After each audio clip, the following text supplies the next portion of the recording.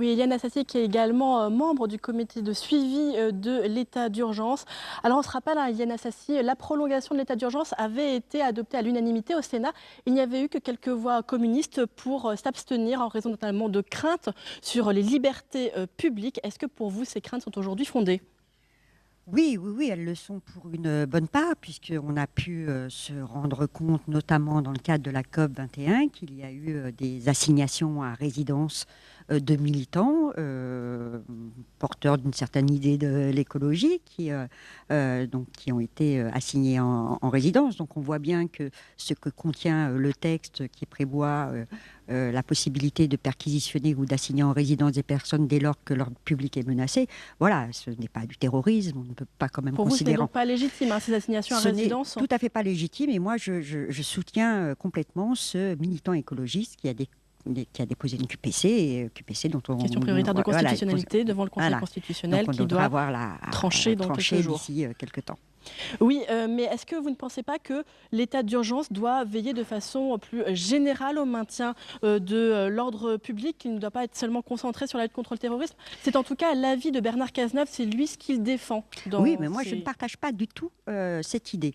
Que le président de la République ait décrété après une réunion du Conseil des ministres de l'état d'urgence juste après les attentats, rien de plus normal. Mais aujourd'hui, rien ne justifie qu'on reste dans cet état. On le voit bien avec le nombre de perquisitions qui sont faites, avec les armes qui sont découvertes, etc. On arrive au bout d'un processus. Donc aujourd'hui, rien ne justifie que la France soit encore en situation d'état d'urgence. Donc, a Vous demandez la fortiori, fin de l'état d'urgence, je Madame demande la Assassi? fin de l'état d'urgence. Et donc, a fortiori, bien évidemment, si l'état d'urgence passait de 3 mois à 6 mois, vous comprendrez bien que nous ne pouvons pas partager ce point de vue.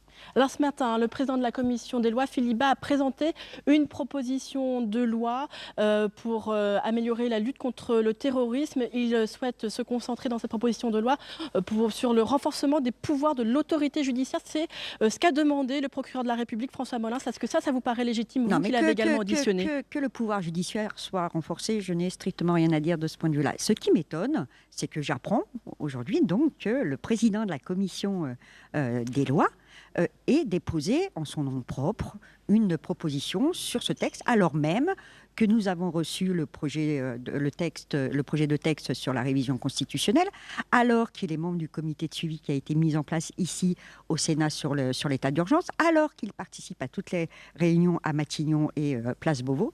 Et donc, je m'étonne de cette Vous production. déplorez de ne pas avoir été mis au Ah, nous courant, de ne pas n'avons avoir pas du travaillé tout. avec Alors, lui? cela dit, c'est son droit Hum. qu'un sénateur dépose une proposition de loi. Vous comprendrez bien que moi, je n'ai strictement rien à dire là-dessus. Mais ce n'est pas n'importe quel sénateur, monsieur Bas. C'est quand même le président de la commission des lois qui est au fait d'un certain nombre d'informations qu'il reçoit de la part du gouvernement. Et donc, moi, je m'interroge sur la nécessité de ce texte, sur les contenus de ce texte et sur l'opportunité qu'il a eu donc de déposer ce texte, alors même que nous savons que le Conseil des ministres doit statuer, après l'avis du Conseil d'État, sur le texte de révision constitutionnelle. Vous pensez Donc, qu'il y a un coup politique moi, à je pense jouer? que c'est un coup politique qu'il est en train de jouer, mais j'attire son attention. Il faut faire attention. Il faut, dans une situation aussi grave, aussi inquiétante que celle que nous avons vécue, il faut savoir prendre du recul. Et je parle aussi des résultats électoraux. Avec cette montée du Front National, prenons garde, je l'ai toujours dit et je le répète encore, et malheureusement les faits me donnent quelque part raison, à un moment donné, les gens préfèrent l'original à la copie. Et monsieur Bas joue cette partition, et ça, je ne peux pas l'accepter. Merci beaucoup, Éliane Merci à Assassi, vous. d'avoir répondu à nos questions.